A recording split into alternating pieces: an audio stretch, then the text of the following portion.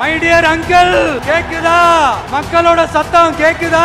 இப்ப திமுக அரசு மீது அதிருப்தி இருக்குதுன்னு நான் நம்புறேன். சிங்கம் சிங்கிளா இருந்தாலும் அதுதான் கிங் ஜங்கிளுக்கு அப்படின்றார். GT Holidays presents Behind Woods Beyond the News with Rangaraj Pandey, powered by Medway Hospitals, Dr. Sri Verma, Ayur Tarum Ayurveda.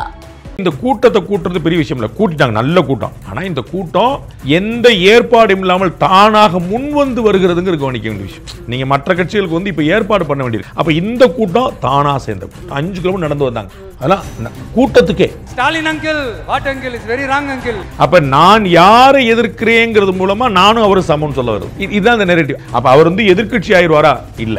ஆட்சியை பிடிச்சிருவாரா? இல்ல. ஆனா அவர் யார் ஆட்சியை பிடிக்கணுங்கிறதே தீர்மானிக்கிற இடத்துக்கு நகர்ந்துருவார். எம்ஜிஆர் அவர்களே 2 பாட்டு எடுத்து பாடுறார். அப்ப இதெல்லாம் உள்ள வரும்போது அவர் ஏடிஎம்கேல இருக்கக்கூடிய ஓட்டுகளையும் சேர்த்து கவர்னு ட்ரை பண்றார். நீங்க இந்த நேரடி மறைமுக கூட்டணி குட்டிகரணம் போட்டாலும் தாமரை இலையில தண்ணியே ஒட்டாது. தமிழக மக்கள் மட்டும் எப்படி ஒட்டுவாங்க? தமிழகத்துல ஒட்டாதுன்னா என்ன அர்த்தம் தெரியல. 30 வருஷத்துக்கு முன்னாடியே தனித்து வெற்றி பெற்ற கட்சி பாஜக. ஒரு 6 கோடி வாக்காளர்கள்ல கிட்டத்தட்ட 18% வாங்கி இருக்கிறவங்கள ஒட்டாதுன்னு சொன்னா 18% மக்கள் அவர் புறக்கணிக்கிறாரான்னு பார்ப்போம். தமிழ்நாட்டுல பட்டியலினத்தவருக்கு 18%. அப்ப அது சிறுபான்மை மக்கள் கிறிஸ்துவர்களுக்கு ஆதரவான ஒரு ஸ்டேட்மெண்ட். அது இஸ்லாமியோட ஓட்ட கொண்டு வரக்கான விஷயம். ஏதோ அண்டர் கிரவுண்ட் ஆதாயத்துக்காக டீல் போட்டுக்கிட்டு டீல் பேசிக்கிட்டு இந்த அலையன்ஸ் வச்சுக்கிட்டு இந்த ஊரை ஏமாத்துற கட்சி எல்லாம் நம்ம டிவிக்கே கிடையாதுங்க. விஜய் அவர்களுக்கு ஒரு கூட்டணி அமையாமல் போனால் சீமான் அவர்கள் எகிரி அடிப்பார். சீமானும் விஜயும் ஒரு தரத்தில் இருக்கக்கூடிய வாய்ப்பு உண்டு. விஜயும் ஜெயிக்க மாட்டார்னு மக்கள் நம்ப ஆரம்பிச்சுடுவாங்க. கூட்டணி அமைஞ்சதுன்னா மக்கள் பரவாயில்லையே, கொஞ்சம் கொஞ்சமா பண்றாரு, நல்லா பண்றாரு, போதே நேரா ஓபிஎஸ் வந்துட்டாரு, அக்கா அண்ணி வந்துட்டாங்க, டிடி வந்துட்டாரு, அப்படி ஒரு போகக்கூடிய வாய்ப்பு உண்டு. அப்படி எதுவுமே இல்லாம எல்லாரும் ஏடிஎம்கே சேர்ந்துட்டாங்கன்னா நாளைக்கு போட்டியே டிஎம்கே வர்சஸ் ஏடிஎம்கே மாதிரி. அப்ப விஜயும் பின்னாடி போயிடும். சீமான் அங்கதான் இருக்கிறார். அப்ப ஏடிஎம்கே வர்சஸ் டிஎம்கே, சீமான் வர்சஸ் விஜய்னு போய். GT Holidays presents Behind Woods Beyond the News with Rangaraj Pandey, powered by Medway Hospitals, Dr. Sri Verma, Ayur Tarum Ayurveda. அதாவது 2வது மாநில மாநாடு தமிழக வெற்றி கழகத்தோடது மதுரையில் இன்னைக்கு வெகு சிறப்பாக நடைபெற்றிருக்கு அப்படிங்கிறதே பார்க்க முடியுது. மாநாடு குறித்தோ சில விஷயங்கள் குறித்தோ பேசுகிறதுக்கு முன்னாடி இங்கே நேரடியாக ஒரு விஷயத்துக்கு நான் போகணும்னு நினைக்கிறேன். ரொம்ப கஷ்டப்பட்டு ஒரு விஷயத்தை கட்டமைச்சிருந்தாங்க டிஎம்கே அப்படின்னு பார்க்க முடிஞ்சது. அப்பா அப்படிங்கிற ஒரு விஷயத்த இன்றைக்கி அந்த மேடையில் அவர் அது தகர்த்துட்டாரோ விஜய் அவர்கள் அப்படின்னு இப்போ திருப்பி அது ஒரு பேசு பொருளாக மாறுறதுக்கான வாய்ப்பை உருவாக்கி கொடுத்துருக்கிறாரோ அப்படின்னு தோணுது. அப்படின்னு நினைக்கல. அப்பா அப்படிங்கிற ஒரு நெரேட்டிவை திராவிட முன்னேற்ற கழகம் கட்டமைக்க முயற்சி பண்ணுச்சு. நம்ம ஒவ்வொருத்தருக்கும் ஒரு அண்ணா அப்படின்னு சொல்கிறோம், பேரறிஞர்னு சொல்கிறோம், கலைஞர்னு சொல்கிறோம், தளபதி அப்படிங்கிறது வந்துருச்சு. தளபதியில் யார் தளபதின்னு சினிமா தளபதி இவர் வந்தார். ஆக்சுவலாக அரசியலில் தளபதிங்கிறது திரு ஸ்டாலினை தான் சொல்லிட்டு இருந்துச்சு. இப்படி வேறு இடத்துல வரும்போது அப்போ நமக்கு இன்னொரு பேர் வரும்போது அப்பா அப்படின்னு ஒன்று ட்ரை பண்ணணும்னு சொன்னாங்க. பட் அது அவங்களா திடீர்னு கொண்டு வந்தாங்க. பட் அது அவ்வளோ பெருசாக ஈடுபடலைன்னு பார்க்குறோம். இன்றைக்கி இவர் சொன்னது ஏற்கனவே அது பெருசாக ஒரு இப்போ பார்த்தீங்கன்னா பல இடங்களில் மேடைகளில் அழைக்கும் போதோ வைக்கும் போதோ தளபதி முதலமைச்சர், தமிழக முதலமைச்சர், தலைவர் தளபதி அப்படின்னு சொல்லுவாங்களே தவிர அப்பா அப்படின்னு நிறைய பேர் அவங்க அழைக்கிறது இல்லை. அதனால் அந்த பேர் ஒரு ட்ரை பண்ணாங்க, அது அப்படியே இருந்துச்சு. அதனால் விஜய் அதை தகர்க்கறதுக்கு அங்கே எந்த அவசியம் ஏற்படலை. அது ஏற்கனவே அது பெருசாக ஹைலைட் ஆகாமல் அவங்களும் அதை முன்னிறுத்தாமல் இருந்துச்சு. அவங்களும் போகிற இடம் பூரா இப்போ இளைய தலைவர்கள் இருக்கிறாங்க, இப்போ அன்பில் மகேஷ் போல், உதயநிதி போல், இது மாதிரி அடுத்தடுத்த ஜென்ரேஷன்ஸ் இருக்கிறவங்க அவங்க கூட இந்த மாதிரியான விஷயங்களை முன்னிறுத்த அவங்க நம்ம போகும்போது தலைவர் அவர்கள் தான் சொல்லிட்டு இருந்தாங்களே தவிர அந்த மாதிரி கொண்டு வரும். ஸோ அது ஒரு நேமாக இப்போ நீங்கள் பார்த்தீங்கன்னா அம்மா அப்படிங்கிற சொல் மூத்த தலைவர்கள் கூட சொல்லுவாங்க, அம்மா வந்தாங்க, அம்மா போனாங்க அப்படின்னு சொல்லுவாங்க. அந்த மாதிரி இவங்க யாருமே அங்கே ட்ரை பண்ணல. ஸோ அவங்களே பார்த்துட்டு இது அவ்வளோ எடுபடலையே அப்படி விட்டுலாமா சொல்லிட்டு தான் விட்டாங்க. ஸோ திரு விஜய் அவர்கள் அதை டார்னிஷ் பண்ணுற அளவுக்கு அங்கே ஒன்றுமே இல்லை. அது ஏற்கனவே அவங்களே புஷ் பண்ணிக்கலாம்னு நினைக்கிறேன். இல்லை, அது ட்ரை பண்ணிட்டு இருந்தாங்க. இப்போ ஒரேடியாக அது அவர்களே வேண்டாம் முடிவு எடுத்தாங்க. திரு விஜயுடைய மாநாட்டில் அதில் எந்த மாற்றம் ஏற்படுத்தலை. அப்பா அப்படின்னு திமுக தலைவர் தமிழக முதலமைச்சர் அழைக்கப்படல ஏதாவது ஒரு மாற்றம் ஏற்பட்டிருக்காங்க. இந்த மாநாட்டினால் அதில் எந்த மாற்றம் ஏற்படலை. அவர்களே அதை புஷ் பண்ணலை. நிச்சயமா இது தொடர்ந்து நம்ம 2 மாநாட்டுக்கும் உள்ள வித்தியாசமாக என்ன பார்க்கலாம் அப்படின்னா 2 பேரையும் இங்கே தெளிவாக உச்சரிச்சிருக்கிறார். இந்த இடத்துல ஸ்டாலின் அவர்களோட பேரையும் திரு மோடி எல்லாருமே ஒரு விமர்சனத்துக்குள்ளாக நாங்கள் கட்சியை மட்டும் தான் சொல்கிறீங்க, என்ன பேரெல்லாம் சொல்ல மாட்டேங்கிறீங்க அப்படிங்கிற விமர்சனம் வந்துச்சு. இங்கே 2 பேர் யார் நம்மளோட டார்கெட் அப்படிங்கிற அந்த விஷயத்தில் ஸ்டாலின் அவர்களையும் மோடி அவர்களையும் முன்னெடுத்துறாரு, இவங்க தான் நம்மளோட எதிரி முன்னெடுத்துறாரோ அப்படின்னு தோணும். அப்படின்னு சொல்லாட்டா கூட அது ஏற்கனவே முதல் மாநாட்டிலேயே பாயசம் ஃபாசிசம் அப்படிங்கிறத ரொம்ப தெளிவாக சொன்னார். அவர் ஃபாசிசம்னு பிஜேபி சொல்லும் போதே பாயசமானு திமுக தான் சொன்னார்னு எல்லாரும் தெரியும். அரசியல் எதிரி, கொள்கை எதிரி 2 கட்சியுமே சொல்லிட்டாரு. ஸோ பாஜகன்னா இன்னைக்கு நரேந்திர மோடி, திமுகன்னா இன்றைக்கி ஸ்டாலின். அதில் வந்து திமுகன்னு சொன்னியே ஸ்டாலின் சொன்னியான்னு கேட்குறது அவசியம் இல்லை. அது வந்து பாஜகன்னு சொல்லிட்டீங்களே மோடின்னு சொன்னீங்களாங்கிறது அவசியம் இல்லை. அதற்கு முன்னாடியே பேரையும் சொல்லிட்டார். கோயம்புத்தூரில் இருக்கக்கூடிய பூத் ஏஜென்ட் மாநாட்டிலே ஒரு பேரையும் சொல்லுவோம். உங்களுக்கு என்ன பேரை தான் நாங்கள் சொல்லணும், சொல்லிடுவோம் அப்படின்னு சொல்லிட்டாரு. மோடி ஜி அப்படின்னு சொல்லிட்டு மாண்புமிகு முதலமைச்சர் ஸ்டாலின் அவர்களே அப்படின்னு அவர் சொல்லிட்டார். ஸோ நேம சொல்லலைங்கிற கேள்வியை அதற்கு முன்னாடியே சொல்லிட்டார். அது ஒரு பிரச்சனை கிடையாது. நேம மென்ஷன் பண்ணாலும் பண்ணாட்டாலும் அவர் 2 கட்சிகளை முன்னிறுத்தி அரசியல் பண்ணுறாருங்கிற ரொம்ப தெளிவாக டே ஒன்லேயே சொல்லிட்டார். அதுதான் இப்போ கன்டினியூ பண்ணுறாரு. இது ஏன் நான் அப்படி கேட்குறேன் அப்படின்னா, அடுத்த கட்ட தலைவர்கள் பேரையே அவர் எங்கேயுமே உச்சரிக்கவே இல்லை. அவர் ரொம்ப கேர்ஃபுல்லாக வந்து மற்றவங்களோட பேரை வந்துட்டு சொல்லலையோ தவிர்த்திருக்காரோ அப்படி. இப்போ மோடின்னு சொன்னாரே, அமித்ஷான்னு சொன்னாரா, ஜேபி நட்டான்னு சொன்னாரா, அண்ணாமலைன்னு சொன்னாரா, நயனா நாயந்திரன் சொன்னாரா, எடப்பாடி பழனிசாமி சொன்னார், இப்படி நம்ம யோசிக்க வேண்டியதில்லை. அவர் டிஎம்கேன்னு சொல்லிட்டாருன்னா அது டிஎம்கேல உள்ள எல்லாரையும் சேரும். பிஜேபின்னு சொல்லிட்டாருன்னா பிஜேபியில் உள்ள கடைசி காரியகர்த்தா வரைக்கும் சேரும். அதில் வந்து குழப்பம். அதற்கு பிறகு ஒரு மோடி பேர் சொன்னாரே, நம்பர் 2 பேரை சொல்லி அப்படின்னு அமித்ஷாவை கட்சிகளுக்கு பார்க்குறாரா? இபிஎஸ்ன்னு சொன்னாரே, வேற சொன்னார், அப்படி நம்ம யோசிக்கலாம். அவர் பிஜேபியை சொன்னார்னா பிஜேபியில் இருக்கக்கூடிய எல்லார் மீதான விமர்சனம் தான். நான் ஏன் அப்படின்னா இபிஎஸ் அவர்களோட பேரையும் இங்கே சொல்லவே இல்லை. அவர் சொன்ன பேருனா விஜயகாந்த் அவர்களோட இபிஎஸ் அவருடைய பேர். அதை பாருங்க, எப்பயுமே நம்ம தலைவர்கிட்ட என்ன சொன்னீங்களோ அதை நம்ம விமர்சனம் பண்ண முடியும். சொல்லலைங்கிறதுக்கு ஒரு காரணமோ அர்த்தமோ நம்ம தேட முடியாது. அது நியாயமும் கிடையாது. நாம் வந்து பல காரணங்களுக்காக சொல்லாமல் இருக்கலாம். மௌனமாக இருக்கிறது வந்து குற்றம் அல்ல. அதனால் வந்து நீ மௌனமாக இருந்தியே அப்படிங்கிறனால அதுக்கு சம்மதிச்சு அப்படின்னு நம்ம அர்த்தம் பண்ணிக்க வேண்டியதில்லை. திரு இபிஎஸ் அவர்கள் பெயரை சொல்லாட்டாலும் அதிமுகவை எவ்வளோ விமர்சனம் பண்ண முடியும் பண்ணிட்டார். அது வந்து அடிமை கட்சி அப்படிங்கிற வார்த்தையை பயன்படுத்துகிறார். நாங்கள் என்ன உலக மகா ஊழல் கட்சி அப்படின்னு சொல்லி சொல்கிறார். நாங்கள் என்ன பயந்துக்கிட்டு பிஜேபியோட கூட்டணி வைக்கணுமான்றார். இன்னைக்கு தேதிக்கு நமக்கு எல்லாருக்குமே தெரியும், பிஜேபியோட கூட்டணி வச்சிருக்கக்கூடிய ஒரே கட்சி ஏடிஎம்கே தான். மற்ற எல்லாருமே சொன்னாலும் அந்த அஃபிஷியல் என்டிஏ இன்னும் செகண்டாக 2026 ஃபார்ம் ஆகலை. 2024 ஒரு என்டிஏ இருந்துச்சு. 2026 என்டிஏ ஃபுல்லாக ஃபார்ம் ஆகலை. இன்றைக்கி 2 கட்சி தான் பெரிய கட்சியாக இருக்குது. அப்போ வந்து பிஜேபி வந்து ஏடிஎம்கே கூட தான் இருக்குது. ஏடிஎம்கே தான் பிஜேபி இருக்குது. அப்போ வந்து உலகமாக ஊழல் கட்சியாக அடிமை கட்சியாக நாங்கள் பயந்து போய் உங்களோட கூட்டணி வைக்கல அப்படின்னு சொன்னால் இது என்ன அர்த்தத்தில் சொல்கிறாங்கன்னு, இது அதிமுக மீதான விமர்சனம் தான். எம்ஜிஆர் அவர்கள் இருந்தபோது சரி, ஜெயலலிதா அவர்கள் இருந்தபோது சரின்னு ஆதவர்ஜுனா சொல்கிறார். ஜெயலலிதா அவர்கள் இருந்தபோதும் கட்சி சரியாக இருந்துச்சுன்றார். அப்போ திரு எடப்பாடி பழனிசாமி தான் குறி வைக்கிறாங்க, இன்றைய அதிமுக தான் குறி வைக்கிறாங்க. ரொம்ப தெளிவாக தெரிஞ்சு ஏடிஎம்கேவுடைய எம்ஜிஆர் அவருடைய 2 பாட்டு எடுத்து பாடுறார்.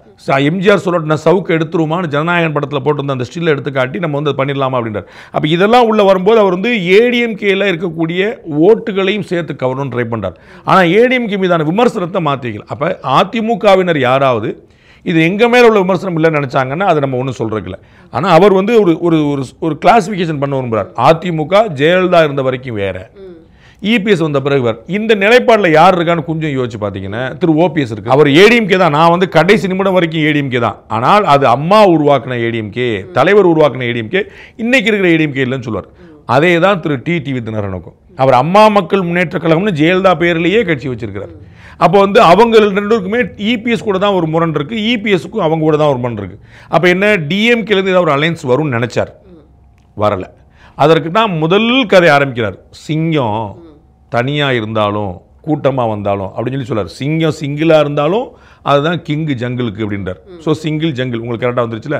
அதை அவர் சொன்னதே யார் வருவா யார் வராமல். அப்போ அவர் வந்து திமுக கூட்டணியிலேருந்து கம்யூனிஸ்டுகள், மதிமுக, விடுதலை சிறுத்தைகள், காங்கிரஸ் இப்படி ஒரு அலையன்ஸ் வரும்னு எதிர்பார்த்தவர் இன்னைக்கு கதைக்காகாது போல், இன்னைக்கு வரைக்குமான பேச்சில் அது கதைக்காகாது போல் தெரியுது.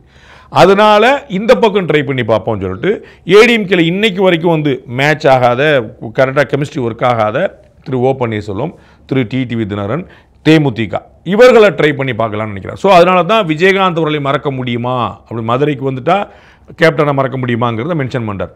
ஜெயலலிதா வரைக்கும் ஏடிஎம்கே பெட்டரா இருந்துச்சுன்னு சொல்கிறார். எம்ஜிஆர் வரைக்குமான அதிமுக, ஜெயலலிதா வரைக்குமான அதிமுக சரியாக இருந்துன்னு அவர் சொல்கிறது அதனால தான். அப்போ அதிமுகவுடைய ஆதரவாளராகவே இருக்க விரும்புகிற திரு ஓபிஎஸ் அவர்கள், திரு டிடிவி அவர்கள், கேப்டனுடைய மரியாதைக்குரிய மனைவி திருமதி பிரேமலா இவர்களை தங்களுடைய கூட்டணி கொண்டு வர முயற்சி பண்ணுமான்னு பார்க்குறேன். அதற்கான ஒரு முயற்சி தான் தவிர அதிமுக மீது விமர்சனம் வைக்கல நம்ம சொல்லிட முடியாது. ஏடிஎம்கேவை அவர் முடிஞ்ச அளவு இழிவுபடுத்த தான் செஞ்சிருக்காரு. இல்லை விமர்சனம் வைக்கலங்கிறது வந்துட்டு நான் சொல்லவே மாட்டேன். ஏன்னா அவர் இன்னைக்கு வந்து அதிமுகவும் கடுமையாக விமர்சனம் பண்ணியிருக்காருன்னு தெரியுது.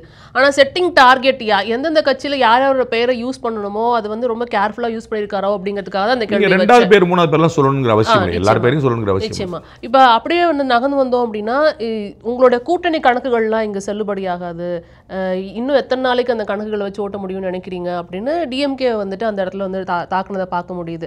ஸோ உங்களோட கூட்டணி கணக்குகள் செல்லுபடி இந்த தேர்தலில் ஆகாதுன்னு சொல்றது வந்துட்டு ஒரு பெரிய அலை வீசும் போது கூட்டணி கணக்குகள் தவிடுபடி ஆகுங்கிறது உண்மைதான். நம்ம வந்து அதில் மாற்று கருத்து இல்லை. இடைத்தேர்தல்கள்லையும் கூட்டணி கணக்குகள் ஒர்க் ஆகுது, அது உண்மைதான். ஆனால் இப்போ வந்து திமுக அரசு மீது அதிருப்தி இருக்குதுன்னு நான் நம்புகிறேன். There is an anti incumbency நான் நம்புகிறேன். எனக்கு எந்த குழப்பம். ஆனால் அலையாக மாறவில்லை அப்படின்னு நான் நினைக்கிறேன். அது வந்து டிஎம்கேலாம் தலையிலனால் ஜெயிக்க முடியாதுங்க அப்படிங்கிற இடத்துல இல்லைன்னு நினைக்கிறேன். டிஎம்கே பெரிய சவாலை சந்திக்கக்கூடிய இடத்துல இருக்குது. அதில் குழப்பம். அதனால தான் டிஎம்கே படாத பாடுபடுறாங்க. திடீர்னு உங்களோட ஸ்டாலின் அப்படிங்கிறதோ ஓரினில் தமிழங்கிறதோ கவர்மெண்ட் சைட்லையும் பார்ட்டி சைட்லையும் இவ்வளோ எஃபர்ட் எடுக்கிறது 11th ஹவரில் ஒரு வருஷம் கூட இல்லாத பேர் எடுக்கிறதுக்கான காரணம் அவங்களுக்கு புரியுது. 1000 ரூபா இலவச பஸ் மாதிரி நிறைய விஷயங்கள் ஒர்க் ஆகலன்னு புரியுது. அப்போ அதில் ஏதாவது இப்படி ரீவேம் பண்ணி சரி பண்ண முடியுமா, ஒரு செட்டிலைட் பண்ணுமான்னு பார்க்குறாங்க. கூட்டணியில் யாரையுமே தவிர்க்க முடியுமா, எல்லாரும் தக்க வைக்க பார்க்குறாங்க. அது எல்லாமே அந்த நோக்கம் புரியுது. ஆனால் அது தோல்வியில் உத்தரவாதமாக இருக்கிறாங்கிற இடத்துக்கு நகரல. இன்னும் ஏடிஎம்கே அலையன்ஸே ஃபுல்லாக ஃபார்ம் ஆகலையே.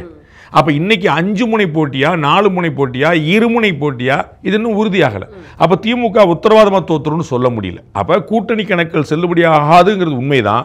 இந்த தேர்தலில் செல்லுபடி ஆகாதுன்னு சொல்கிறதுக்கு இன்னும் நம்ம பொறுத்திருக்கணும். அப்போ யார் யார் எங்கெங்கே போகிறா அப்படிங்கிற பொறுத்து அலையன்ஸ் ஃபார்மேஷன் ஏதாவது ஆகுதாங்கிற பொறுத்து தான் நம்ம சொல்ல முடியும். எப்பயுமே கூட்டணி கணக்குகள் ஒத்து வரும். சில சந்தர்ப்பங்களில் கூட்டணி கணக்குகள் ஒத்து வராமல் போயிருக்கு. அதில் குழப்பம் இல்லை. நம்பர்ஸை பொறுத்து இப்போ பாருங்கள், 2024 ஒட்டுமொத்தமாக ஒரு 10 கட்சிக்கு உள்ளதாக இருந்துச்சு என்டிஏ. ஆனால் கிட்டத்தட்ட 35 கட்சிக்கு மேலே போச்சு இந்தி கூட்டணி. சரிங்களா? அப்போ 35 பெருசா 10 பெருசாங்கிறது இல்லை. எத்தனை பெரிய கட்சிகள் சேர்ந்து அந்த எத்தனை நம்பருங்கிறது இல்லை. சரிங்களா? அப்போ வந்து இந்தி கூட்டணி 30-35 கட்சி இருந்தாலும் போதிய பலம் இல்லை. ஒட்டுமொத்தமாக சேர்ந்தே பிஜேபி தனியாக வாங்கின சீட்டை விட வாங்க முடியல. அப்போ அந்த இடத்துல கூட்டணி கணக்கு செல்லாதுங்கிறது உண்மைதான். ஆனால் எதிர பிஜேபி இருந்துச்சுங்கிறத ஞாபகம் வச்சுக்கணும். அப்போ இந்த இடத்துல திமுகவுடைய கூட்டணி செல்லாது அப்படின்னு சொல்லி சொன்னால் அது அதிமுகவால் சொல்ல முடியும். அதிமுகவும் தாவேக்காவும் சேர்ந்திருந்தா கூட சொல்ல முடியும். தாவேக்கா தனிந்திருந்து சொல்ல முடியுமான்னு அது டவுட் தான். வரலாறு திரும்புகிறது அப்படின்னு 77 67 அவங்க வந்து காமிக்கிறது வந்து இங்க எப்படி அது சாத்தியப்படும்ன்ற ஒரு கேள்வி. அந்த மாதிரி நிலைமை இப்போ இல்லைன்னு நான் நினைக்கிறேன். அது வந்து 67 77 ஒரு பெரிய விஷயம் இருந்துச்சு. 77 வந்து எம்ஜிஆர் நீக்கப்பட்டதுக்கான ஒரு வருத்தம் காமன் மேன் மத்தியில் இருந்துச்சு.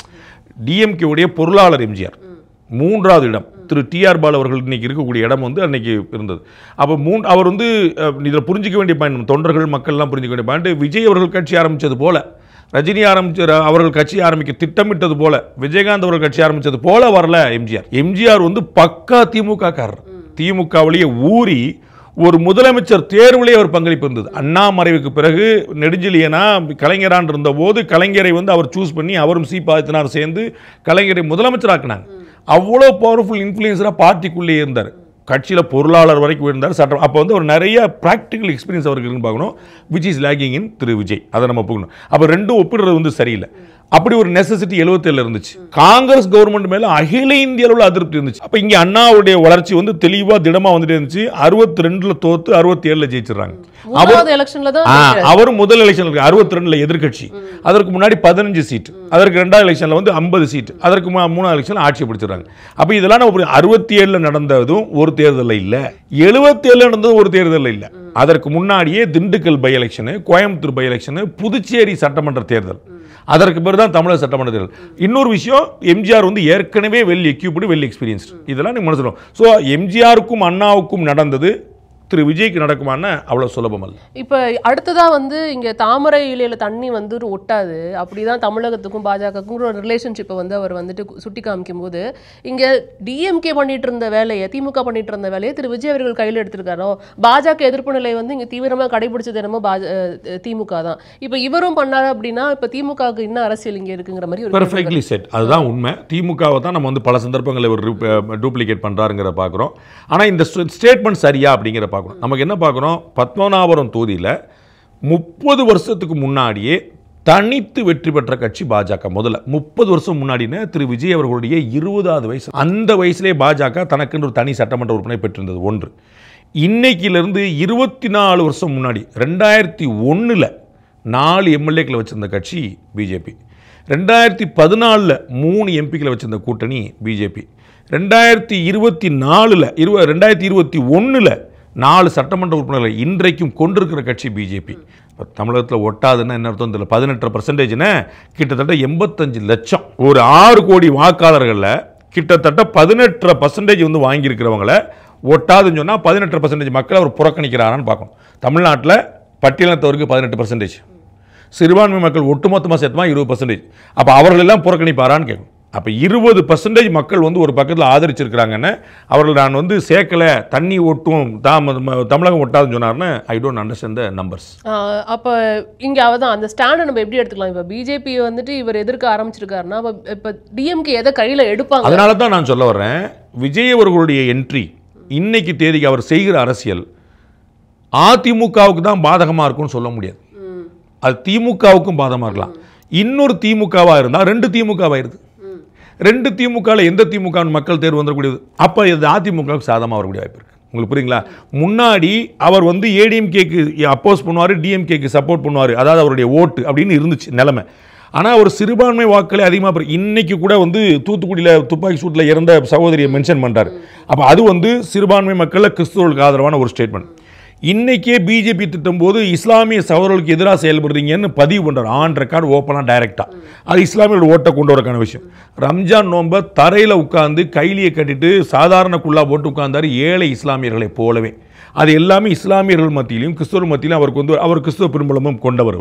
அப்போ அந்த பின்புலம் இருக்கிறனால மைனாரிட்டி ஓட்டு வந்து அவருக்கு வந்து கொஞ்சம் வரக்கூடிய வாய்ப்பு உண்டு. கொஞ்சம் நான் ஃபுல்லாக மைனாரிட்டி ஓட்டு யாருடைய ஓட் பேங்க்கு?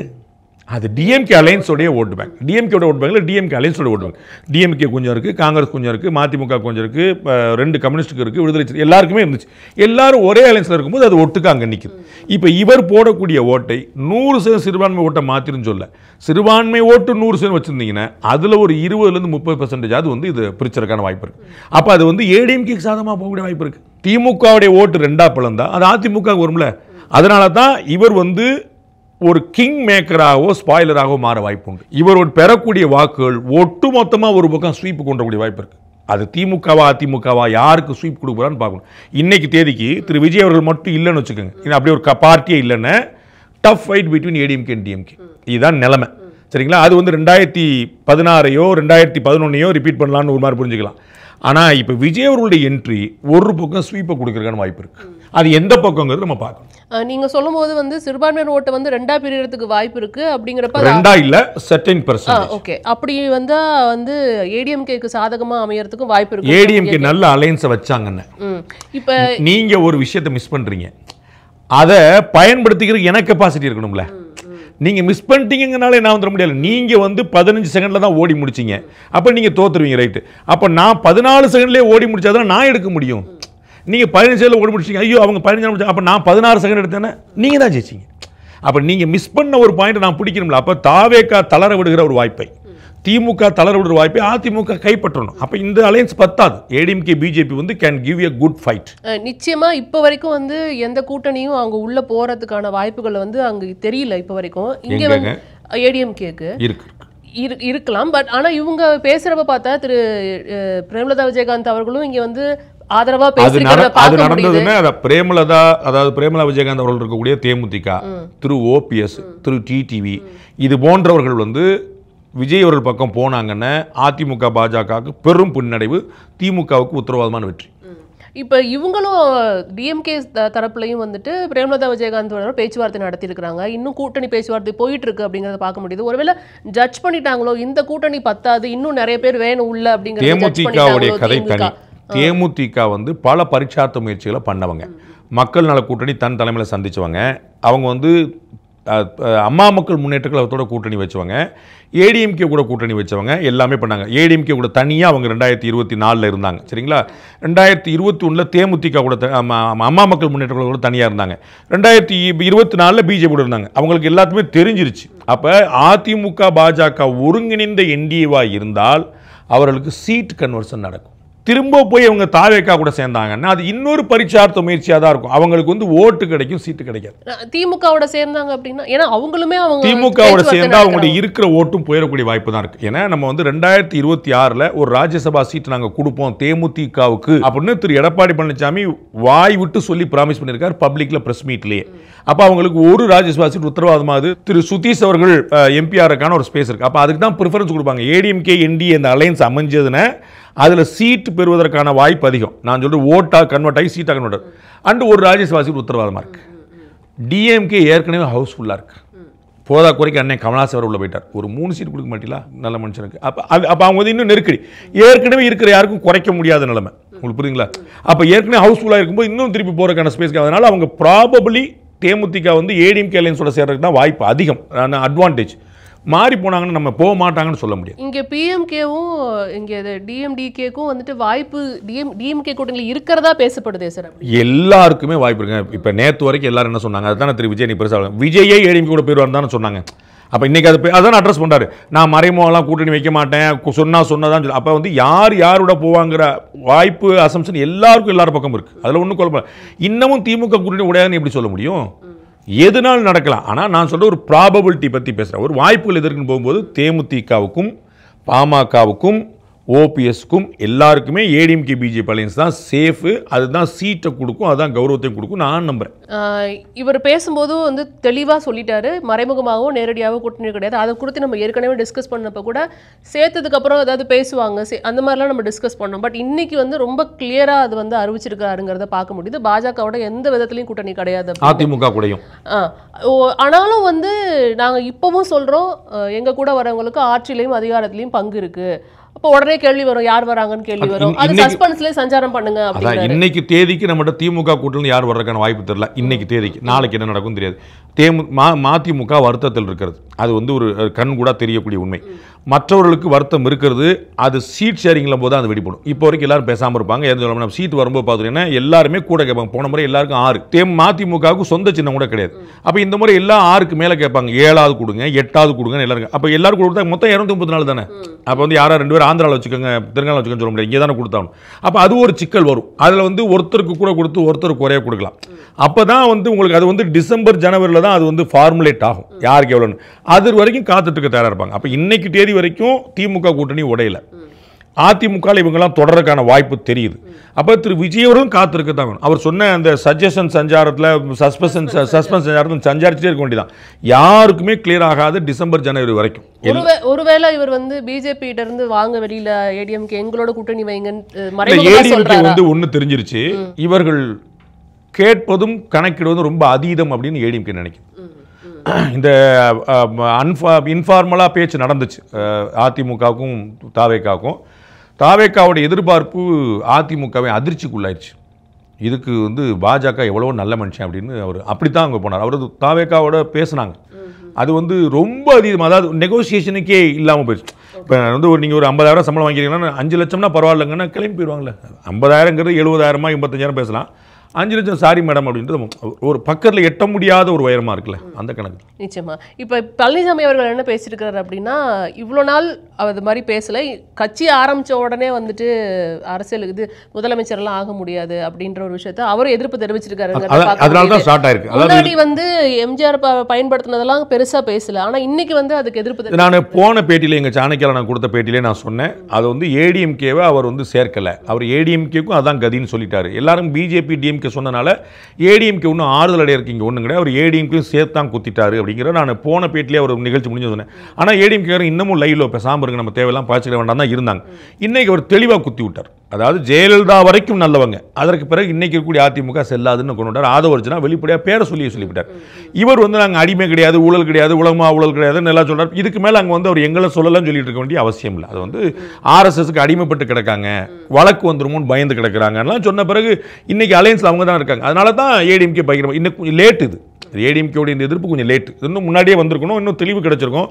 மற்றவங்களுக்கு ஒரு நம்பிக்கை இல்லாமல் இருக்கும், இப்போ யாரோ ஒருத்தர் வந்து திரும்பி வருவாங்களோ நினச்சிருந்திருப்பாங்க. அதனால தாவேக்கா தொண்டர்களும் அமைதியாக இருந்திருப்பாங்க, ஏடிஎம்கே நிர்வாகிகள் அமைதியாக. அது தேவையில்லைன்ற அவர் வரமாட்டாருங்கிறத முன்னாடியே சொன்னேன். இவர்கள் ஏதோ ஒரு ஆசையில் இருந்தது. இப்போ வந்து விஜய்க்கு எதிரான ஒரு நிலைப்பாடாக பாஜகவும் அதிமுகவும் எடுப்பாங்களா? ஏன்னா நிறைய தடவை வந்து சொல்லிட்டாரு, ஆதவர்ஜனா வந்து குரான் மேலெல்லாம் சத்தியம் பண்ணி பேசினாரு, கண்டிப்பாக கூட்டணி கிடையாதுன்னு. அப்பயுமே வந்துட்டு நம்ம பாஜக தலைவர்கிட்ட பேசும்போது எதிர்பார்க்குறோம். டெல்லி வந்து இங்கே வந்து உள்ளுக்குள்ளே பேசும்போது எல்லார்ட்டையுமே how is Vijay, how is Seeman, அவங்களோட ஸ்ட்ரென்த் என்னன்னு அவங்க they are asking about them. அவங்களுக்கு வந்து விஜயுடைய பலம் என்ன, சீமானுடைய எண்ணம் என்னன்னு தெரிஞ்சுக்க விரும்புகிறாங்க. அதனால அந்த 2ஆம் கட்ட தலைவலாம் நினச்சிக்கிறாங்க, அப்போ டெல்லி வந்து இஸ் இன்ட்ரெஸ்டடான விஜய், அப்போ எப்படியாவது பண்ணி கூட்டு வந்துருவாங்க, டெல்லி கேன் டூ மேட்ச் அப்படின்னு இந்த 2ஆம் கட்ட தலைவலாம் நினச்சிட்டு இருக்காங்க. டெல்லி வந்து பல்ஸ் பார்க்குது, அதாவது என்னவா இருக்கிறாங்க. அதுக்கு அர்த்தம் கூட்டணி சேர்க்கறது இல்லை. ஏன்னா பிஜேபி விரும்புது, அதில் மாற்று கருத்து இல்லை. ஏடிஎம்கே விரும்புச்சு, அதில் மாற்று கருத்து இல்லை. ஆனால் அவர் வந்து வேண்டான்னு தட்டி விடும்போது அது எவ்வளோ தூரம் போக முடியும்? அந்த காலம் கடந்துருச்சுன்ற. இவர்களுடைய இரண்டாம் கட்ட தலைவர்கள் வந்து இன்னைக்கு வரைக்கும் வாழ்த்துக்கள், நன்றி, பாராட்டுது, தம்பி விஜய் இப்படி வரணும் போயின்னு சொல்லிட்டு இவங்கெல்லாம் சொன்னது எல்லாமே ஒரு ஸ்பேஸை நாம கெடுத்துடக்கூடாதுங்கிறது தான். அவர் தான் டே ஒன்லேருந்து நீங்கள் ஃபாசிஸ்ட்னு சொல்லிட்டாரு. அப்புறம் கொள்கை எதிரி நீங்கன்னு சொன்ன பிறகு எங்களுடைய கொள்கையை உங்களுக்கு பிடிக்கலன்னு சொன்ன பிறகு பிஜேபியில் யார் வந்து அவங்க சப்போர்ட் பண்ணாங்கன்னு அவங்களுடைய பெருந்தன்மையை நினச்சி பேசாமல் உட்காந்து கொண்டு. அப்போ இனிமேல் எதிர்ப்பு நிலையை வந்து லேட் நான் 2 பேருக்குமே லேட்டுன்னு சொல்லிட்டேன். அவர் வந்து தெளிவாயிட்டாரு. அதுல ஒரு கிரே ஏரியா இருக்குன்னு நீங்க சொன்னீங்களே. அவர் இரண்டாம் கட்ட தலைவர் பேரை சொல்லியே, அவர் எடப்பாடின்னு பேரை சொல்லலையே, அவர் அதிமுகன்னு சொல்லி இப்படி ஒரு கிரே ஏரியா எடுத்துட்டு எங்களை சொல்லவில்லைன்னு அதுல இல்ல. அது இதுக்கு மேல உங்களுக்கு என்ன சொல்றீங்க? அதையும் சொல்லி போறாரு. இதுக்கு மேல சொன்னா தவிர்த்து அதையும் சொல்லி போறாரு. அதுக்கப்புறம் ரொம்ப லேட் ஆயிரும். அப்ப இர்ரிப்பேரபிள் லாஸ் ஆயிரும். அதனால வந்து அவர் ஏடிஎம்கே பிஜேபி கூட அலைன்ஸ் கிடையாதுன்னு சொல்லிட்டார். ஏடிஎம்கே பிஜேபி அடுத்த வேலையை பார்க்க வேண்டியது. இங்க டிவிகேக்கும் டிஎம்கேக்கும் மட்டும் தான் போட்டி அப்படின்னு அவர் வந்து இங்க ஒரு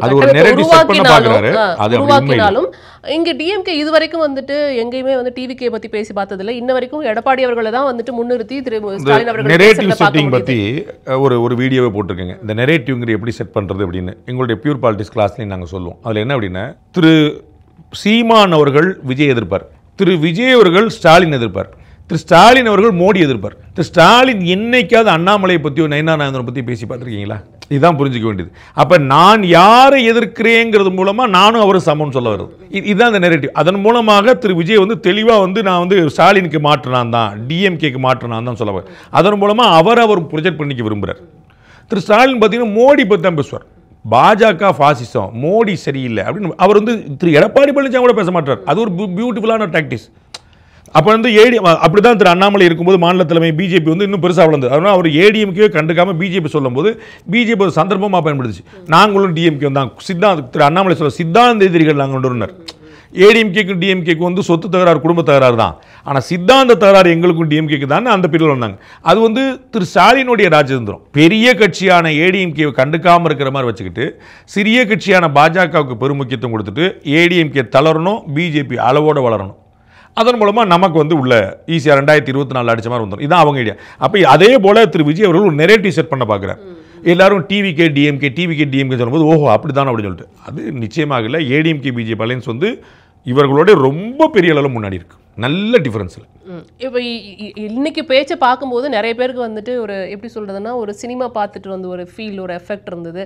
எல்லாருமே வந்து இப்போ எதிர்க்கட்சியாவது டிவிக்கே வந்துரும் போல இருக்கு அப்படின்ற ஒரு சினிமா பார்த்துற ஃபீல் அப்படி வந்து நம்ம கிட்ட பேசுறத பார்க்க முடிஞ்சிச்சு. பட் இது வந்து எப்படி சாத்தியம்? இந்த இடத்துல பிஜேபிக்கு என்ன லாஸ் இருக்கும் அப்படின்னு சினிமா பார்த்த மாதிரிங்கிறது ஒரு பொட்டு கம்மியான ஒரு கமெண்ட் நான் நினைக்கிறேன்.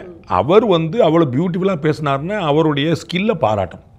அதையே வேற ஒருத்தர் பேசினார்னா நம்ம வந்து பேர் வந்து அவர் டிராமா பண்ணாரு, டயலாக் அடிச்சாரு, சினிமா பாட்டு பண்ணாரு, அதெல்லாம் சேர்ந்து தான் அவர் பேச்சு.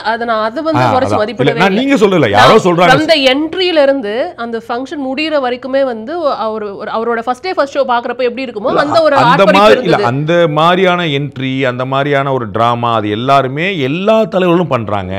ஒருத்தருக்கு வாழ் கொடுக்குறாங்க, ஒருத்தருக்கு தொப்பி போடுறாங்க, ஒருத்தருக்கு ட்ரெஸ்ஸு போட்டு விடுறாங்க, அது எல்லாமே. அப்புறம் அதெல்லாம் என்னது? அதெல்லாம் வந்து எல்லாமே அதுதான். தமிழக முதலமைச்சர் வந்து பழங்குடி மக்களோட சேர்ந்து ஆடுறாரு, டெல்லி போனான தோடா மக்களோட, அதில் அது எல்லாமே இருக்கத்தான் செய்யும். அதனால வந்து இது வந்து ஒரு மாற்று குறைஞ்சதில்லை. அவருக்கான செல்வாக்கு குறைச்சி மதிப்பிடவே முடியாது. நான் வந்து எங்கள் சேனலில் பேசும்போது சொன்னேன், அதிமுக இந்த கூட்டத்திலேருந்து ஒரு பாடம் கற்றுக்க வேண்டியிருக்கு. You cannot take him easy. அது விஜய் தானப்பா, விசில் அடிச்சா குஞ்சுகள்ப்பா, சின்ன பசங்க பாடலாம் விட முடியாது. அது வந்திருந்ததே லட்சக்கணக்கான கூட்டம். அது வந்து திருவிழா மாதிரி வந்து நின்னாங்க. 2 நாளாக வந்து பார்த்துட்டு இந்த மாதிரியான ஒரு கூட்டம் மற்ற கட்சிகள் நடப்பதில்லைங்கிற சேர்த்து ஒத்துக்கணும். உங்களுக்கு புரியல? மற்ற கட்சிகளும் நீங்கள் கூட்டு வர வேண்டியிருக்கு, வண்டி ஏற்பாடு பண்ண வேண்டியிருக்கு, சேர் எல்லாம். இவங்க வந்து வெயிலில் நிற்கிறான். அது வந்து 40 வயசு கீழே தான் அத்தனை பேர் இருக்கிறான். அப்போ இவ்வளோ பெரிய இளைஞர் திரட்சி அங்கே இருக்குன்னு அதை நீங்கள் அண்டர்ஸ்டிமேட் பண்ண முடியாது. அண்டர்ஸ்டிமேட் பண்ணீங்கன்னா உங்களுக்கு கிளாஸ் கணக்கை நீங்கள் மிஸ் பண்ணி உங்களுக்கு தானே போச்சு. அவர் பெருவாரியான ஒரு ஓட்டை பறிக்க போகிறார். யார்கிட்டங்கிறது கேள்வி. அப்போ அவர் வந்து எதிர்கட்சி ஆயிடுவாரா? இல்லை. ஆட்சியை பிடிச்சிருவாரா? இல்லை. ஆனால் அவர் யார் ஆட்சியை பிடிக்கணுங்கிறதே தீர்மானிக்கிற இடத்துக்கு நகர்ந்துருவார். அவருடைய ஓட்டு திமுகவுடைய வெற்றி தோல்வியே மாற்றி அமைச்ச இடத்துக்கு அவர் நகரார். அவர் எதிர்பார்க்குற அலையன்ஸ்லாம் வந்துருச்சுன்னா இன்னும் ஸ்ட்ராங் ஆகும். தேமுதிக, திரு ஓபிஎஸ், டிடிவிலாம் வந்துட்டா இன்னும் ஸ்ட்ராங்காக. அது வந்து அப்போ நீங்கள் என்ன பண்ணுங்க, அவர் வந்து ரொம்ப திடமாக நிதானமாக காய் நகர்த்துறாரு. நீங்கள் அவர் வந்து ஒரு சின்ன பிள்ளை அரசியல் தெரியாதுன்னு பார்த்தோம். அவர் வந்து கட்டமைப்பையும் வலுப்படுத்துறாரு. கோயம்புத்தூரில் அவர் நடத்துனது பூத் ஏஜென்ட் மாநாடு. அப்போ இந்த கூட்டத்தையும் புரிஞ்சுக்கணும். பிஜேபி இன்னைக்கு கண்டுபிடிச்சிருக்கிற விஷயத்தை முன்னாடி நடத்தி முடிச்சார் கோயம்புத்தூரில். உங்களுக்கு பூத் ஏஜென்ட் வேணும்னு. அது பிஜேபியே பல பேர் வந்து பூத் ஏஜென்ட்லாம் தேவையில்லைங்க, பூத் ஏஜென்ட்லாம் தேவையில்லைங்க, அரவிந்த் கெஜ்ரிவால்லாம் பூத் ஏஜென்ட் வச்சுட்டு வந்தார், அப்படி சுனாமி வந்து நினச்சிருந்தாங்க. கீழே கட்டமைப்பு முக்கியம் என்பதை விஜய் புரிந்திருக்கிறார். அப்போ அந்த கட்டமைப்பும் கூட்டுறார். அப்போ வந்து இந்த பக்கம் மாஸ், இந்த பக்கம் பேஸ், இந்த ரெண்டையும் கிரியேட் பண்ணாலும் அப்போ திமுகவும் அதிமுகவும் அவரை சுலபமாக கையாண்ட முடியாதுங்கிற புரிஞ்சுக்கணும். அதுதான் நான் கேட்குறேன். இப்போ பிஜேபிக்கு இப்போ எப்படி இருக்கும் கதவுகள் அப்படிங்கிறது தான். ஏன்னா இங்கே வந்து ஒரு ஸ்பேஸை நிரப்புறதுக்கான ஒரு ஒரு வழி இருந்தது பிஜேபிக்கு. இப்போ வந்து அது விஜய் அடைச்சிட்டாரோ அப்படின்னு தோணுது. பிஜேபி தனித்திருந்தா அந்த கேள்வி நிற்கும். இப்போ வந்து நீங்க கவலைப்பட வேண்டியது சீமான் என்ன ஆகுங்கிறது தான். ஏன்னா அவர் தான் தனித்து நிற்கிறார். இப்போ நம்ம புரிஞ்சுக்க வேண்டியது என்னன்னா, இப்போ காங்கிரஸின் எதிர்காலம் என்ன நம்ம கேட்க முடியாது. ஏன்னா திமுகவுடைய சப்போர்ட்ல காங்கிரஸ் இருக்குது. இப்போ ஏடிஎம்கேட சப்போர்ட்ல காம்ப்ளிமெண்டாக பிஜேபி இருக்குது. ஏடிஎம்கேக்கு பிஜேபி சப்போர்ட் பண்ணுது, பிஜேபி ஏடிஎம்கே சப்போர்ட் பண்ணுது. பார்த்தோம் நம்ம 21% ஏடிஎம்கே வாங்கியிருந்தாங்க 2024, 18% இவங்க வாங்கியிருந்தாங்க. ஆல்மோஸ்ட் நெருங்கி வந்துட்டாங்க. புரியுங்களா? 2 பேரும் சேர்ந்தா கிட்டத்தட்ட 40% இருக்கிறாங்க. உங்களுக்கு சரிங்களா? அப்போ வந்து இவ்வளோ பெரிய பலத்தோடு இருக்கக்கூடிய கட்சியை நீங்கள் வந்து அவங்க என்ன பண்ணுவாங்கன்னு நீங்கள் புரிஞ்சுக்க முடியாது. ஏன்னா அவங்க தனியாக இருந்தால் தான் நம்ம பார்க்க முடியும். அப்போ சீமானவர்களுக்கு என்ன ஆகுங்கிற ஒரு கேள்வி தூக்கி இருக்கிறது பிஜேபிக்கு என்னன்னு கேட்க முடியாது. தேமுதிகவுக்கு பண்ணிக்கிறோம், காங்கிரஸுக்கு, மதிமுகவுக்கு, விடுதலை சிறுத்தை, ஏன்னா அவங்களுக்கு இப்போ விடுதலை சிறுத்தைகள் 4 எம்எல்ஏ இருக்கான்னு வச்சுக்கோங்களேன். அது தனிச்சுன்னா கிடச்சிருக்காதுல்ல, நம்ம அதை புரிஞ்சுக்கணும்ல. டிஎம்கேவுடைய கூட்டணி இருக்கிறனால தான் கிடச்சி 2 எம்பி இருக்கிறாங்க. தனிச்சுன்னா ஒரு எம்பியோட ஜெயிக்க முடியாது, which is very obvious. 2 MP எப்படி ஜெயிச்சாங்க? தேர்தல் ஆணையத்தின் அங்கீகாரம் திமுகவோட. அப்போ ஈச் ஓட்ஸ் ஆர் காம்ப்ளிமெண்ட்ரின்னு இருக்கும்போது அவர்கள் கதி என்ன ஆகும்னு யோசிக்க முடியாது. பிஜேபிக்கும் ஏடிஎம்கேக்கும் காம்ப்ளிமெண்ட்ரி ஓட்ஸ் இருக்குது. பிஜேபிக்கு ஏடிஎம்கே ஓட்டு ட்ரான்ஸ்ஃபர் ஆகணும், ஏடிஎம்கேக்கு பிஜேபி ஓட்டு ட்ரான்ஸ்ஃபர் ஆகணும். அப்போ வந்து எது யார் ஓட்டுன்னு பிரிச்சிட முடியாது. நம்ம கடந்த தேர்தலில் தனித்து போட்டிட்டதுனால அவங்கள்ட்ட 18 இருக்குது, இவங்கள்ட்ட 20 இருக்கு. 2 பேரும் சேரும்போது புது ஓட்டும் வரும், இருக்கிற ஓட்டும் போகும், ரெண்டுமே நடக்கும். அப்போ நீங்கள் வந்து 40% வந்துடும் சொல்ல முடியாது. அது 44%ஆகவும் மாறலாம், 35%ஆகவும் மாறலாம். நான் கண்டிப்பாக சீமான் அவர்கள் பற்றி தான் கேட்டிருப்பேன். ஆனால் இங்கே வந்து பிஜேபியும் வந்து இங்கே 2 திராவிட கட்சிகளுக்கு மாற்றா வரணும் அப்படின்ற ஒரு முனைப்போட அந்த இடமே தனித்து போட்டியிடும்போது அது லாஸ்ட் டைம் வந்து தனித்தும் வந்துட்டு மக்களவை தேர்தலில் போட்டியிட்டாங்க அப்படிங்கிறதுனால தான் இப்போ எப்படி இருக்கும். இப்போ அந்த இடமே இல்லைங்கனால அந்த கேள்வி இல்லைன்னு சொல்ல வரேன். அவங்களுக்கு வந்து இப்போ நாளைக்கு வந்து பார்த்துக்கின்னா டபுள் டிஜிட்டல் எம்எல்ஏ ஜெயிக்கிறாங்க, எழுதி வச்சுக்கோங்க. இன்னைக்கு பிஜேபி டபுள் டிஜிட்டல் எம்எல்ஏ ஜெயிக்குது. டபுள் டிஜிட்லேருந்து 11லேருந்து 99 வரைக்கும் டபுள் டிஜிட் தான். அது எவ்வளோன்னு நமக்கு தெரியாது. அது எவ்வளோ கொடுக்குறாங்க, எந்த தொகுதி கொடுக்குறாங்கன்னு பொறுத்து. அப்போ இன்னைக்கு 4 எம்எல்ஏ இருக்கக்கூடிய கட்சிக்கு டபுள் டிஜிட் எம்எல்ஏன்னா பெரு வெற்றி தானே. அட்லீஸ்ட் 3 மடங்கு வெற்றி. 12 சீட் வச்சா கூட ட்ரிபிள் டைம் விக்டரி. சரிங்களா? தண்ணியில் ஓட்டிச்சா, தமிழ்நாட்டில் ஓட்டிச்சா நம்ம அன்னைக்கு பார்த்தலாம். உங்களுக்கு புரியுங்களா? அது வேற. அப்போ ஆனால் அந்த 12 அவங்களுடைய எம்எல்ஏ கிடையாது. அப்போ வந்து அந்த முழு காம்ப்ளிமெண்ட் அவங்களுக்கு கொடுத்துட முடியும். அப்போ 12 எம்எல்ஏ இருக்கிறனால அண்டர்எஸ்டிமேட்டும் பண்ணிட முடியாது ஒரு கட்சி. அப்போ இது வந்து ஒரு மிக்சர். அப்போ அவங்க தனித்து என்னைக்கு போட்டிடுறாங்களோ அப்போ தான் தேர்ட் ஆல்டர்னேட்டிவாக பிஜேபி இருக்குமாங்கிற கேள்வி. இன்னைக்கு தான் அவங்க செகண்ட் ஆல்டர்னேட்டிவோட சேர்ந்துட்டாங்களே. அப்போ காம்ப்ளிமெண்ட்ரியாக தான் போய் நிற்குது. இப்போ அடுத்ததாக தான் இந்த கேள்வியை நான் கேட்கணும்னு நினச்சிட்டு இருந்தேன். திரு சீமான் அவர்கள் இப்போ தனித்து நிற்க போகிறார் அப்படிங்கிறப்ப அவருடைய அந்த சதவீதத்தில் குறையறதுக்கு தான் வாய்ப்பு அதிகமாக இருக்கும் அப்படிங்கிறது பெரும்பாலான அரசியல் இன்னைக்கு பார்த்தா அப்படி தான் தெரியுது. விஜய் அவர்களுக்கு ஒரு கூட்டணி அமையாமல் போனால் சீமான் அவர்கள் எகிரி அடிப்பார். சீமானும் விஜயும் ஒரு தரத்தில் இருக்கக்கூடிய வாய்ப்பு உண்டு. லேசாக ஒரு வாய்ப்பு, கூட்டணி அமையாமல் போயிட்டான். ஏன்னா விஜயும் ஜெயிக்க மாட்டார்னு மக்கள் நம்ப ஆரம்பிச்சுருவாங்க. உங்களுக்கு புரியுது? விஜய்க்கு ஒரு கூட்டணி அமைஞ்சதுன்னா மக்கள் பரவாயில்லையே, கொஞ்சம் கொஞ்சமாக பண்ணுறாரு, நல்லா பண்ணுறாரு, போதே நேராக வந்து ஓபிஎஸ் வந்துட்டார், அப்போ அக்கா அண்ணி வந்துட்டாங்க, டிடி வந்துட்டாரு, அப்படி வந்து ஒரு போகக்கூடிய வாய்ப்பு உண்டு. அப்படி எதுவுமே இல்லாமல் எல்லாரும் ஏடிஎம்கே சேர்ந்துட்டாங்கன்னா நாளைக்கு போட்டியே டிஎம்கே வர்சஸ் ஏடிஎம்கேன்னு மாறிடும். அப்போ விஜயும் பின்னாடி போயிடுவார். சீமான் அங்கே தான் இருக்கிறார். அப்போ ஏடிஎம்கே வர்சஸ் டிஎம்கே, சீமான் வர்சஸ் விஜய்னு போயிடும். விஜய் வந்து ஒரு அலையன்ஸாக ஃபார்ம் ஆனார்னா அது வந்து மேலே நிற்கும். எடப்பாடி, ஸ்டாலின், விஜய் அப்படி நிற்கும். அப்போ சீமானுக்கு சவால். ஆனால் அவருக்கு ஒரு அலையன்ஸ் அமையாத போது அவர் சீமானை விட ஓரிரு சதவீதங்கள் முன்ன பின்ன வாங்கலாமே தவிர ஜம்ப் பண்ணிடுவார்னு நீங்கள் சொல்ல முடியாது. நிச்சயமா. இப்போ இந்த இடத்துல வந்து சீமான் அவர்கள் வந்து நிறைய அவர் எதிர்த்து தொடர்ந்து பேசிட்டு இருக்கிறத பார்க்க முடிஞ்சது விஜய்க்கு எதிராக. ஆனால் திரு விஜய் அவர்கள் இன்னைக்கு அவரை பற்றி ஸ்டேஜில் பேசவே இல்லை. ஒரு எதிர்பார்ப்பு இருந்தது அவரை பற்றி ஏதாவது பேசுவாரோ அப்படின்னு, கண்டுக்காம அப்படியே கடந்து போயிட்டார். இதை எப்படி எடுத்துக்கலாம் நம்ம? நெரேட்டிவ் சொன்னேனே, அதான் அதே தான் நெரேட்டிவ் சொன்னேனே. சீமான் அவர்கள் விஜய் பற்றி பேசுகிறார், விஜய் ஸ்டாலின் பற்றி பேசுகிறார், ஸ்டாலின் மோடி பற்றி பேசுகிறார். இவ்வளோதான் அந்த கணக்கு. அது நெரேட்டிவ். நான் ரிவர்ஸில் பார்க்க விரும்பல, நான் மேலே பார்க்க விரும்புகிறேன். எனக்கு மேலே யார் இருக்காங்களோ அவங்களோட தான் போட்டி. அப்போ தான் டிவிகேக்கும் டிஎம்கேக்கும் போட்டு. இல்லாட்டி நீங்கள் என்ன செஞ்சுருவீங்க? என்டிகேக்கும் டிவிகேக்கும் போட்டு நீங்கள் தலை போட்டு விட்ருவீங்க. அவர் அதை புறக்கணிக்கிறதுக்காக தான் ஆட்சியை பிடிச்சிடுவாரா, எதிர்கட்சி வந்துடுவாரா, அலையன்ஸ், உங்கள் கேள்வி எப்படி வச்சார் பாருங்க. அது அவருடைய நெரேட்டிவோடைய சக்ஸஸ். அது இல்லாட்டி சீமான் பெரிய ஆளா, விஜய் பெரிய ஆளான்னு உங்கள் கேள்வி போயிருக்கும். அவர் அந்த பக்கம் திரும்பிட்டார், இந்த பக்கம் பார்க்கவே இல்லை. அது அவருடைய பியூட்டிஃபுல்லான நெரேட்டிவ். அவர்களுக்கு வந்து ரொம்ப சரியான ஸ்ட்ராட்டஜி இருக்குன்னு அர்த்தம். இது டிஎம்கேவை வெயிட்டுக்கு அனுப்புறது தான் இவரோட எய்மா இருந்தது அப்படின்னா ஏடிஎம்கேவோட கூட்டணி வச்சாதானே அது நடக்கும் அப்படின்னு நிறைய பேர் சொல்றதை பார்க்க முடியுது. அது சாத்தியமா? அப்படி பண்ணாதான் வந்து டிஎம்கே வந்துட்டு ஆட்சியிலேருந்து இறக்க முடியுமா? Too late. அது வந்து அது கடந்து போயிடுச்சுன்னு நான் நினைக்கிறேன். அந்த இடம் இருந்தது, now it is too late. அது வந்து அந்த இடம் கடந்து 2 பேருமே நகர்ந்துட்டாங்கன்னு நினைக்கிறேன். அது வந்து முன்னாடி 2 பேருமே அந்த இடத்துல இருந்தாங்க. Now I think they have crossed the bridge. இன்னும் 8 மாதங்கள் தான் இருக்கு. கிட்டத்தட்ட வந்து இவர் வெளியில ஒரு 4 தடவை தான் வந்திருக்கிறாரு. இந்த 8 மாதங்கள்ல என்னெல்லாம் பண்ணா வந்து மக்கள் மத்தியில போய் சேர முடியும் அப்படின்ற ஒரு விஷயம் இருக்கு. அடுத்த கட்டத்துக்கு நகர்ந்து போறதுக்கு ஒரு என்ன பண்ண வேண்டிய கட்டாயத்தில் இருக்கிறாரு திரு விஜய்? ஜான் ஆரோக்கியசாமி இடத்துல என்னைய வச்சிருக்கணும் நான் சொல்லுவேன். அது வந்து அவர் ஒரு அட்வைஸ் பண்ணிருக்காரு, நான் வந்து ஓசியிலே கொடுத்துட்டேன், நான் நிறையா கொடுத்துட்டேன்னு வச்சுக்கோங்க, ஓசியிலே பல கட்சிகள் கொடுத்துட்டேன்னு வச்சுக்கோங்க, தட் இஸ் செப்பரேட் கேஸ். அவர் வந்து அவருடைய சக்திக்கு சரியாக தான் நகர்றார். அதில் வந்து அடடா இப்படி ஒரு பிளண்டர் அவர் பண்ணியிருக்கக்கூடாது அப்படிங்கிறதுல கால சூழல் அவருக்கு சாதகமாக இருக்குது. He's in moving in the right direction. Whether it will give yield or நாட்டுங்கிற செப்பரேட், அது ரிசல்ட் கிடைக்குமா இல்லையாங்கிறது வேறு.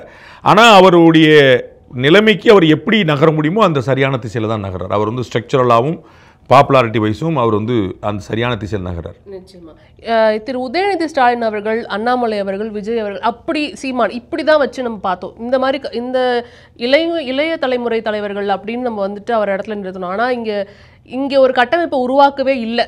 உதயநிதி ஸ்டாலின் அவர்கள் விசஸ் விஜய் அப்படின்ற ஒரு விஷயம் இங்கே உருவாக்கப்படவே இல்லை.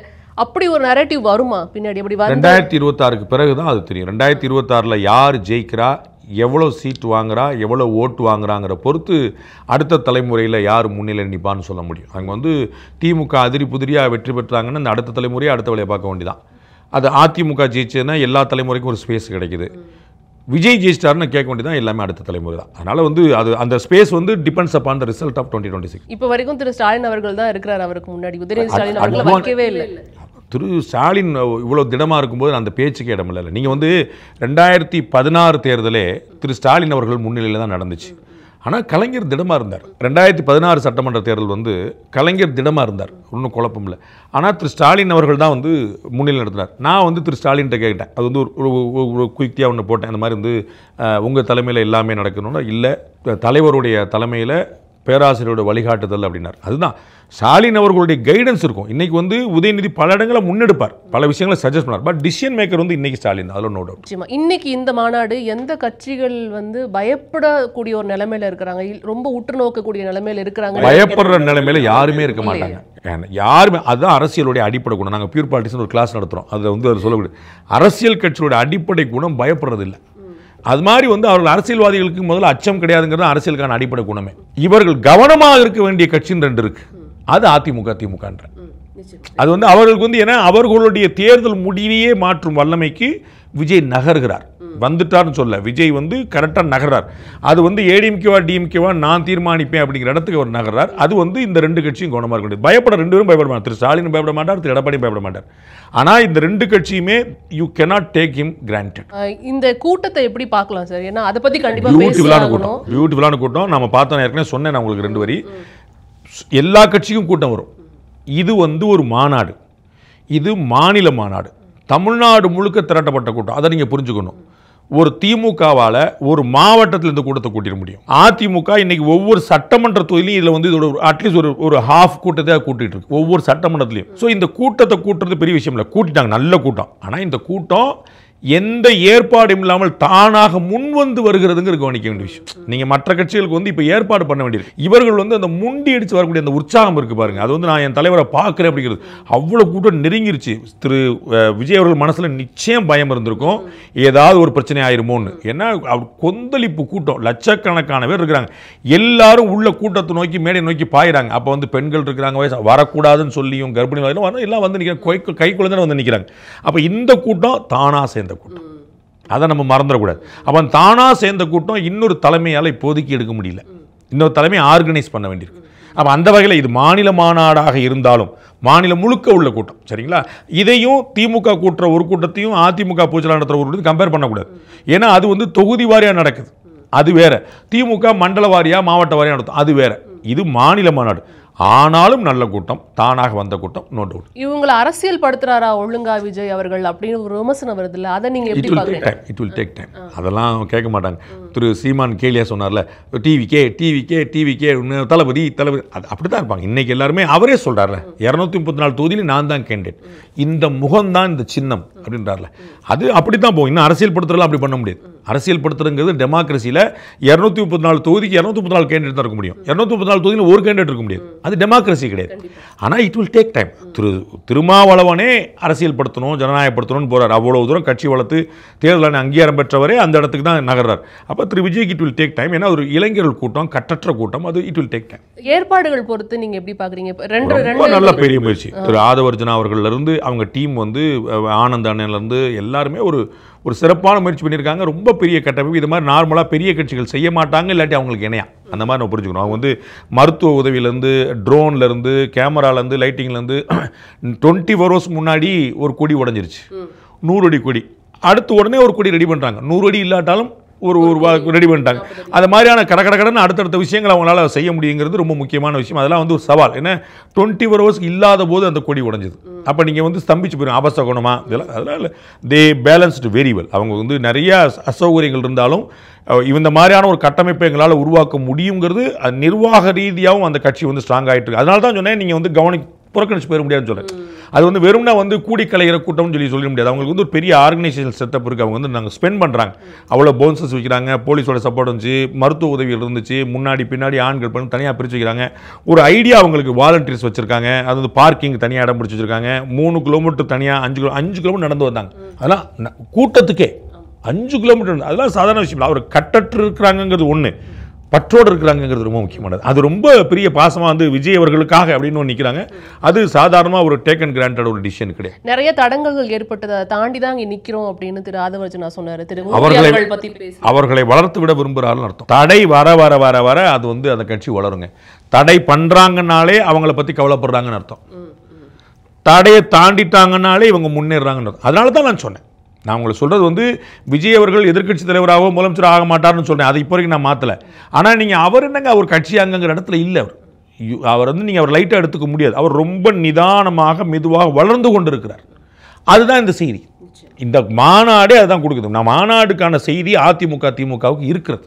இந்த மாநாடு வந்து அப்பாடா ஒன்றுமெல்லாம் போயிட்டாங்கப்பா அப்படின்னு சொல்கிற மாநாடு இல்லை. அவர்கள் ஒரு விஷயம் சொல்கிறார்கள், அது சில பேர்கிட்ட ரீச் ஆகுது, அது கொஞ்சம் கொஞ்சமாக கூடுது. People are discussing, people are debating. சரியோ தப்போன்னு ஒரு விவாத பொருளாக மாறுகிறது. விவாத பொருளாக மாறுதுன்னா கவனிக்கப்படுறது. அப்போ அந்த விவாத பொருளை நீங்கள் உள்ள வந்து எப்படி உங்கள் பக்கம் நீங்கள் கொண்டு வரீங்க அப்படிங்கிறது கவனிக்க வேண்டும். ஒரு வெல் பிளான்ட் அண்ட் ஆர்கனைஸ்டான ஒரு மாநாடு. அவருடைய பேச்சும் இங்கே நல்லா இருந்தது அப்படிங்கிறத பியூட்டிஃபுல்லான ஸ்பீச், பியூட்டிஃபுல்லான நோ டவுட். உங்களோட நேரத்திற்கு ரொம்ப நன்றி sir. Thank you so much. Behind Woods Beyond the News with Rangaraj Pandey, title sponsor GT Holidays, South India's #1 travel brand, powered by Medway Hospitals, ஆரோக்கியத்திற்கான சிறந்த வழி, டாக்டர் ஸ்ரீவர்மா வெல்னஸ், அனைத்து நோய்களுக்குமான ஆயுர்வேத மருத்துவம் தமிழகம் எங்கும். GT Holidays presents Behind Woods Beyond the News with Rangaraj Pandey, powered by Medway Hospitals, Dr. Srivarma Ayul Tarum Ayurveda.